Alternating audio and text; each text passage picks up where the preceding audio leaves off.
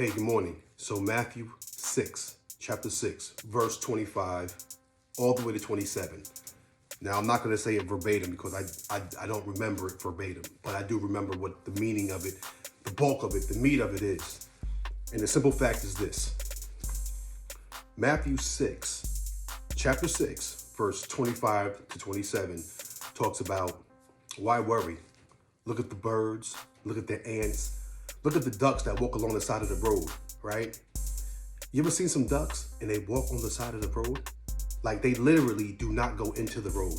Are you smarter than a duck? I know some people may have say, hey, you're not as smart as a duck, but that's just a comparison sometimes to say, listen, yo, you're smarter than a duck, yo. You're smarter than a duck. You're more than an ant. How many ants do we kill a year in the summertime? How many ants do you kill? Or spiders? You know what I'm saying? What I'm saying is this. In Matthew chapter 6, 25 to 27, God says, listen, don't worry. Don't worry. By worrying, who can add one more day to your life? But have you ever said, God, I'm worried, and something changes like that? No, it doesn't. It doesn't happen like that. But if you get the analogy that God is saying, don't worry.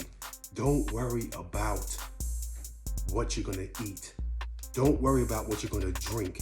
That's why it's important to say grace over your food, to say thank you, Lord, for the food that you supplied, the work, the ability. Okay, God didn't give you a job? Guess what? He woke you up. You have two legs. You can see, you can smell, you can hear. God is the creator of humans, of life. So he gave you life. So it enabled you to go ahead and get that job. So what I'm saying is this, don't worry. So it's similar to an athlete. Put two on me, p2arm.com. It's all about sports, but at the end of the day, it's sports and purpose and sports. You understand what I'm saying? So at the end of the day, it's, why am I worrying about what college I'm gonna go to? Why am I worrying about what division I'm gonna play for? Why am I worrying about what teammates like me or what teammates don't like me? I'm doing the right things, but they don't like me. Okay, so what? Don't worry about that because God says he has you covered. If you truly put God in the front of your sport and stop looking at your sport, like, what am I gonna do? I'm not strong enough. I'm not quick enough. I'm not fast enough. Pardon me. I'm not fast enough. As long as you're putting in the work and you're doing what you're supposed to be doing, similar to if you are serving the Most High, if you are praying and you're asking God to give you the strength and the power, and you're trying to walk in those life, rules, I call them, rules of life that God's given us, the commandments. If you're trying to stay in that window, then guess what? Why are you worrying?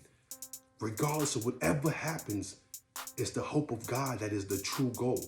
So remember that, Matthew 6, verse 25 to 27.